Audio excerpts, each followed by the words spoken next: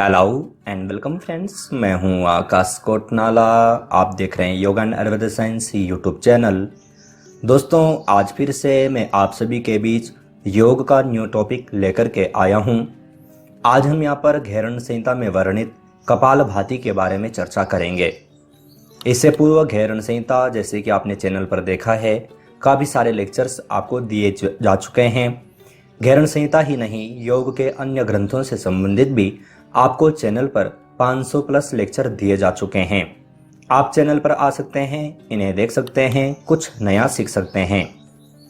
हमने यहाँ पर घेरण संहिता की एक सीरीज यहाँ पर प्रारंभ की है, जिसके अंतर्गत हम यहाँ पर आज कपालभाति के बारे में चर्चा करेंगे। कपालभाति क्या है, कपालभाति किस प्रकार से की जाती है, घेरण संहिता में वर्णित कपालभाति के टाइप्स कितने हैं, साथ ही साथ ये भी जानेंगे कि इनके लाभ क्या हैं। प्रथम हम यहाँ पर देखेंगे कि महर्षि घेरण्य द्वारा षटकर्म के अंतर्गत षष्टम क्रिया कपालभाति का वर्णन किया गया है। हमने जाना है कि जो घेरण संहिता है, इसके जो प्रवर्तक हैं वह महर्षि घेरण्य हैं। ये जो ग्रंथ है 7 चैप्टर में विभाजित है, जिनको कि सप्त साधन कहा जाता है, जिनके बारे में हमने एक अलग से लेक्चर में चर्चा की है। उसमें हमने अच्छे ढंग से इस सब को जाना है। प्रथम जो साधन है वह षटकर्म है। तो षटकर्म का जो षष्टम जो क्रिया है वह कपालभाति है। यह हमें यहाँ पर ध्यान रखना है। आप यहाँ पर देखेंगे भी, यह एक शुद्धिकरण की क्रिया है। जैसे कि षटकर्म का तात्पर्य ही होता है 6 कर्म, ऐसे कर्म जिनके माध्यम से हम शरीर की शुद्धि करते हैं। तो ये 6 कर्मों के अंतर्गत आती है। तो ये कपालभाति जो क्रिया है, ये एक षटकर्म की क्रिया है, यानी कि शुद्धिकरण की क्रिया है। किस प्रकार से की जाती है, क्या क्या इसके टाइप्स हैं, ये सब हम यहाँ पर जान लेते हैं। तो जो ये कपालभाति है, यहाँ पर अगर जो हम घेरण संहिता का 55 नंबर का श्लोक अगर जो हम पढ़ते हैं, तो यहाँ पर कहा गया है कि वात क्रमेण व्युत्क्रमेण शीत क्रमेण विशेषतः भाल भातिम त्रिधा कुर्यात् कफ दोषम निवारयेत्। ध्यान दीजिएगा, वात क्रमेण व्युत्क्रमेण शीत क्रमेण, यानी कि वातक्रम, व्युत्क्रम और शीतक्रम, इन 3 रूपों में ये जो कपालभाति क्रिया है। आगे आप देखेंगे भाल भाति का तात्पर्य कपालभाति से ही है। त्रिधा यानी कि ये 3 प्रकार के हैं। कुर्यात् कफ दोषम निवारयेत्, अगर जो हम इन 3 प्रकार की भाल भाति अर्थात कपालभातियों का अभ्यास करते हैं, तो इनके माध्यम से कफ दोष का निवारण होता है। अर्थ हम यहाँ पर देख लेते हैं। व्यातक्रम, वातक्रम, व्युत्क्रम, शीतक्रम के भेद से कपालभाति 3 प्रकार की होती है, जिनके अभ्यास से कफदोष दूर होता है। याद रखिएगा, मैं बार बार कहता हूं कि ये सारे टॉपिक आपके एग्जाम से संबंधित हैं। साथ ही साथ हम एग्जाम के अलावा हम इनको अपनी जो डेली रूटीन है उसमें भी हम इन चीज़ों को अपना सकते हैं। जो घेरण संहिता जो ग्रंथ है, ये हमारी शरीर के लिए काफ़ी लाभदायक है, अगर जो हम इसमें बताए गए जो साधन हैं इनका अगर जो अभ्यास करते हैं। लेकिन फिर से मैं वही कहूँगा कि बिना गुरु के कोई भी क्रिया करना सही नहीं है। तो ये कपालभाति जो एक क्रिया है, बताया गया है कि 3 प्रकार की है। वातक्रम है, व्युत्क्रम है और शीतक्रम है। तो इस प्रकार से कपालभाति के बारे में महर्षि घेरण्य यहाँ पर राजा चंड कपाली को बताते हैं। अब हम तीनों कपालभाति के बारे में यहाँ पर पढ़ेंगे। तो प्रथम जो वातक्रम जो कपालभाति है, इसको हम यहाँ पर जान लेते हैं किस प्रकार से की जाती है। तो यहाँ पर 56 नंबर के श्लोक में कहा गया है, ईडया पूरयद वायुम रेचयेत् पिंगलया पुनः पिंगलया पूरयित्वा पुनश्चंद्रेण रेचयेत्। अगेन आई एम रिपीटिंग, ईडया पूरयद वायुम रेचयेत् पिंगलया पुनः पिंगलया पूरयित्वा पुनश्चंद्रेण रेचयेत्। कह रहे हैं कि ईडिया यानी कि ईड़ा और पिंगला, मैंने आपको पूर्व में बताया है कि नाड़ियां कितनी हैं, इन सब के बारे में हमने पूर्व में चर्चा की है। हम यहाँ पर इसको ज़्यादा डीप नहीं जानेंगे। यहाँ पर कह रहे हैं कि ईडिया पूर्यद वायुम, ईड़ा नाड़ी से हमें वायु का पान करना है, पूरा करना है। रेचयेत् पिंगलया पुनः, और रेचन करना है किसके माध्यम से, पिंगला नाड़ी से। फिर कह रहे हैं कि पिंगलया पूरयित्वा, पिंगला नाड़ी से हमें पुनः पूरक करना है, पुनश्चंद्रेण रेचयेत्, और फिर चंद्र नाड़ी से इसका रेचन करना है। आप यहाँ पर देख भी सकते हैं, कह रहे हैं ईडिया अर्थात बाईं नासिका से श्वास अंदर लेनी है। तो हमारी जो बाईं नासिका है, ईड़ा और पिंगला, ये सब मैंने आपको बताया है। नाद है, नादानुसंधान है, इन जब मैंने ये चैप्टर आपको पढ़ाए थे वहाँ पर मैंने आपको बताया था। हठ योग के अंतर्गत मैंने आपको ये बहुत अच्छे ढंग से समझाया है। आप हठ योग किसे कहते हैं वो वीडियो आप देख सकते हैं। साथ ही साथ आप वेबसाइट पर भी जाकर के ये सारी चीज़ें पढ़ सकते हैं। आपको यहाँ पर वेबसाइट यहाँ पर देखने को मिल रही होगी। तो कह रहे हैं कि बाईं नासिका से श्वास अंदर लेनी है, यानी कि ईड़ा नाड़ी से हमें श्वास अंदर लेनी है, और दाईं नासिका से श्वास बाहर छोड़ देनी है, यानी कि पिंगला नाड़ी से हमें जो श्वास है उसे छोड़ देना है।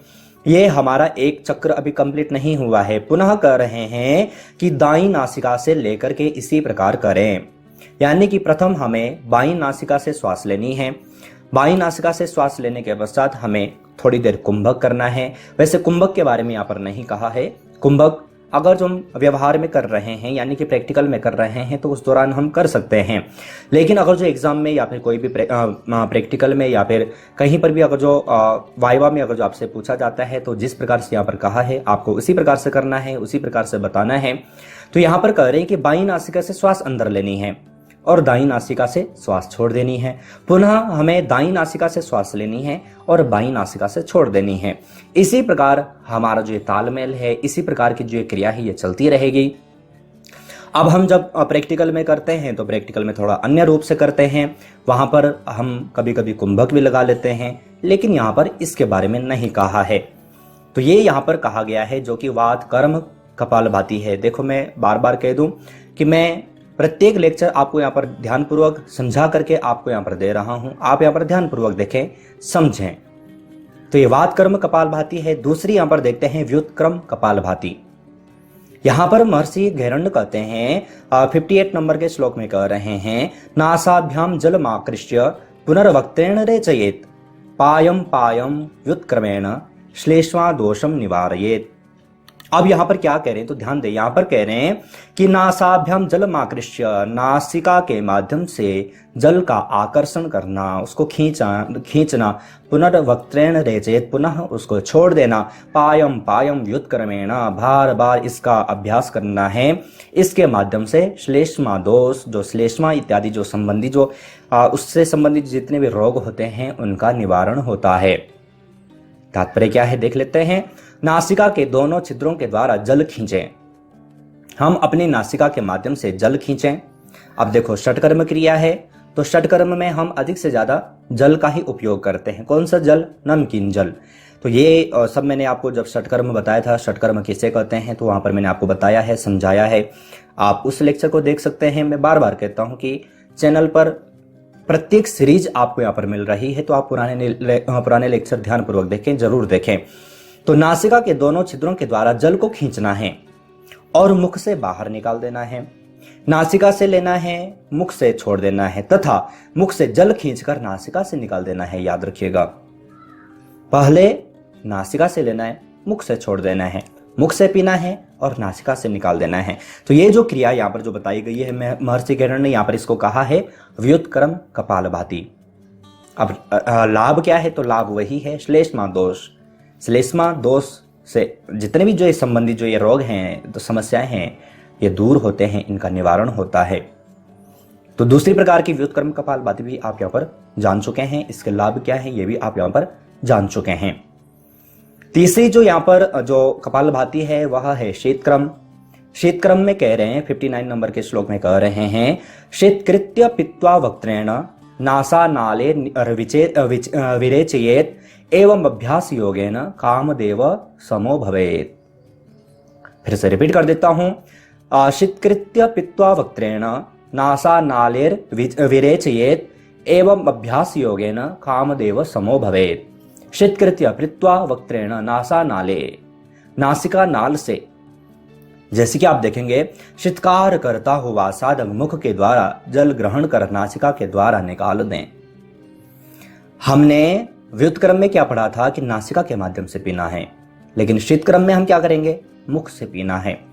मुख से गर्म पानी यानी कि नमकीन पानी हमें पीना है और नासिका के माध्यम से निकाल देना है। इस क्रिया को जो साधक करता है, इसके लाभ के बारे में महर्षि घेरंड कहते हैं कि कामदेव समो भवेत। वह जो योगी है उसका शरीर कैसा हो जाता है, कामदेव के समान हो जाता है। कामदेव का समान का तात्पर्य यहाँ पर है कामदेव जिस प्रकार से उनकी जो शरीर की जो आकृति है, बनावट है, उनके चेहरे की जो उनके चेहरे का जो तेज है उसके समान साधक लगने लगता है। इसका तात्पर्य यह नहीं कि कामदेव हो जाता है, तो उसके जो गुण हैं वह साधक में आने लगते हैं। तो ये हमें यहाँ पर जानना है। देखो, मैं आपको महर्षि घेरण ने किस प्रकार से बताया है आप यहाँ पर जान चुके हैं। साथ ही साथ मैं आपको बता दूं कि जो कपालभाति है हम व्यवहार में भी करते हैं। हमने कपालभाति के से संबंधित काफ़ी सारे वीडियोज भी आपने देखे होंगे, लेकिन यहाँ पर ध्यान रखिएगा, ये जो कपालभाति है महर्षि घेरण के द्वारा है, जो कि आपके टेक्स्ट बुक के अनुसार मैं आपको यहाँ पर बताया हूँ। व्यवहार में हम अलग अलग रूपों में करते हैं। तो ये हम यहाँ पर जो कपालभाति है इसके बारे में हम यहाँ पर जान चुके हैं। आपने अगर जो लेक्चर को ध्यानपूर्वक देखा होगा तो आप अच्छे ढंग से यहाँ पर समझ चुके होंगे। नहीं समझ में आया है तो आप लेक्चर को रिपीट करके देख लीजिएगा। फिर भी कोई क्वेश्चन, कोई डाउट रहे तो आप वीडियो पर कमेंट कर सकते हैं। अब यहाँ पर आप जानते हैं कुछ प्रश्नोत्तरी सीरीज आपको लेक्चर से संबंधित दी जाती हैं। कुछ प्रश्न यहाँ पर हैं जिनके आंसर आपको यहाँ पर देने हैं। तो प्रथम प्रश्न आप सभी के लिए है, निम्न में से घेरण संहिता में कितने कर्मों की चर्चा की गई है? 4, 5, 6 या फिर 7? तो कितने कर्म हैं यहाँ पर पूछा गया है। मैंने अभी भी आपको बताया है लेक्चर के बीच में, आपने ध्यानपूर्वक देखा होगा तो आप सही आंसर यहाँ पर भेज पाएंगे। दूसरे प्रश्न की ओर चलें। निम्नलिखित में से घेरण संहिता में कपालभाति के प्रकार हैं? 1, 2, 3 या फिर कोई नहीं? तो घेरण संहिता ग्रंथ में कपालभाति कितने प्रकार की है आपसे पूछा गया है। आपको सही आंसर छांट करके वीडियो के कमेंट बॉक्स में भेजना है। तीसरे प्रश्न की ओर चलें। निम्नलिखित में से त्राटक एक क्रिया है? शोधन क्रिया, ध्यान की क्रिया, उपरोक्त दोनों, कोई नहीं? तो त्राटक वाले लेक्चर में मैंने आपको ये बताया था, समझाया था। आपको सही आंसर छांट करके वीडियो के कमेंट बॉक्स में भेजना है। साथ ही साथ आप यहाँ पर जो ये प्रश्न आप यहाँ पर देख रहे हैं, इसी प्रकार से प्रश्नोत्तरी सीरीज की चैनल की ओर से 3 बुक पब्लिश की जा चुकी हैं। तीनों बुक ई बुक फॉर्मेट में हैं। एक में आपको 500, एक में आपको 1000 प्लस, एक में आपको 1500 प्लस MCQ मिल जाते हैं। तीनों बुक ई बुक फॉर्मेट में हैं। तीनों बुक्स में योग के 10 से 20 ग्रंथों को लिया गया है। इनके MCQ दिए गए हैं। अगर जो आप किसी भी बुक को डाउनलोड परचेस करना चाहते हैं, आप वीडियो का कमेंट बॉक्स, वीडियो का डिस्क्रिप्शन बॉक्स चेक कर सकते हैं। चौथे प्रश्न की ओर चलें। निम्नलिखित में से कपालभाति है? वातक्रम, व्युत्क्रम, शीतक्रम, सभी? तो कपालभाति कौन कौन सी हैं आपसे पूछा गया है। आपको सही आंसर छांट करके वीडियो के कमेंट बॉक्स में भेजना है। तो आज हमने यहाँ पर घेरण संहिता का एक और लेक्चर यहाँ पर कंप्लीट किया है। एक और सीरीज को हम इस सीरीज को आगे बढ़ाते हुए एक और टॉपिक को हमने यहाँ पर हल किया है। अगर जो लेक्चर आपके लिए यूजफुल था आप लाइक जरूर कीजिएगा। साथ ही साथ अपने फैमिली फ्रेंड्स लोगों तक जरूर शेयर कीजिएगा। अगर जो आप चैनल से और अधिक जुड़ना चाहते हैं, आप जैसे ही चैनल पर ज्वाइन बटन पर क्लिक करेंगे आपके सामने चैनल की ओर से 3 प्लान नजर आ जाएंगे। आप अपनी इच्छानुसार कोई भी प्लान चूज कर सकते हैं। किसी भी एग्जाम की खास तैयारी कर सकते हैं। चैनल पर कोई भी लेक्चर हफ्ते भर पहले देख सकते हैं। तो आज हमने यहाँ पर घेरण संहिता में वर्णित कपालभाति के बारे में चर्चा की है, इसे जाना है। अगर जो आपके पास कोई भी क्वेश्चन है तो आप वीडियो के कमेंट बॉक्स में भेज सकते हैं। इसी प्रकार से न्यू टॉपिक, न्यू लेक्चर के साथ में आप सभी से फिर से मुलाकात होगी। लेकिन तब तक आप अपना और अपनी फैमिली का बहुत ख्याल रखिएगा। बाय।